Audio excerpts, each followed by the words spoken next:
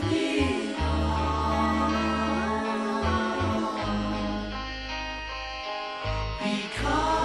don't know how many people have seen it. I mentioned it on yesterday's On Prophets, so I won't go into great detail, but there's a BBC documentary, or maybe not, may not be BBC, but it's a UK documentary about Deborah 13.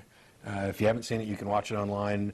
I recommend it, but if you're an emotional type, bring a box of Kleenex, and if you're people who are prone to being upset, you might not want to watch it, because I was pretty pissed. What's it about?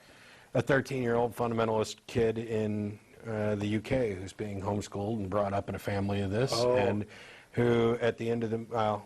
So it's like Jesus Camp in that respect? In some aspects it was better, and in some aspects it was worse. It just drives me crazy to see people turn their kids into... Little robots, huh? Not even just robots. I mean, granted, she was robotic in spewing out nonsense from Way of the Master and whatever else, but, you know, at the very end of it, you know, I don't want to ruin it for people who haven't seen it, but how can you ruin something like this any more than it already is? She's basically in tears and overwhelmed because we're all pitiful, worthless, wretched, vile sinners who deserve to be tortured forever in hell, including her. And yet she's been given this wonderful so it's a escape route sort of thing. And she just can't express how much that means to her. How dare you? I mean, you know, let's give parents autonomy, and they can teach kids, by and large, whatever kind of crazy shit they want to. But if you got a 13-year-old who has no self-esteem, whose assessment of their life is that it's a big cesspool, undeserving and unworthy of appreciation or adoration, but Jesus likes her anyway, then you're a monster, and you're contributing to the problem. I don't care if you believe it, and it's fine. I know there's plenty of moderate and liberal Christians out there who don't believe in hell. Don't bother writing me about that. It's fine. Believe whatever you want.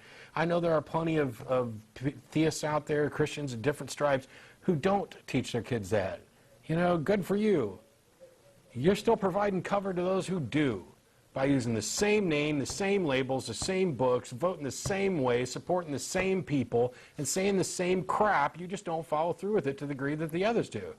Okay, I'm glad that you have some tinge of humanity left in you so that you don't want to destroy your kids, but you're still part of the problem. And the quicker you realize that, the quicker we can solve the damn problem and stop ending up with little kids, little girls who should be enjoying their childhood, who instead are these weepy little balls of goo with no self-value, whose only thought is, I need to tell more people about Jesus. Nothing else could possibly matter than me telling people about Jesus. It's sickening. It's depressing. And frankly, you better be glad I don't rule the world, because that would be one of the situations where I would yank the kids out from under the parents. Not too many places where I would cross over that line and step in, you know. Keep your kids happy and healthy, teach them what they need to know to get by, and you and I got no problem, but... It is sad. It's infuriating. But yeah, we saw some of that on the Jesus Camp, where these kids are getting that was bad too. Yeah. It's just sad. And they were basically treated as tools. You know, you're going to go out and be the warriors for God, sort of thing. Yeah. Jihadist for Jesus. She goes to visit her brother. Just watch it. Yeah, okay. It's sad. Sad. Across the world.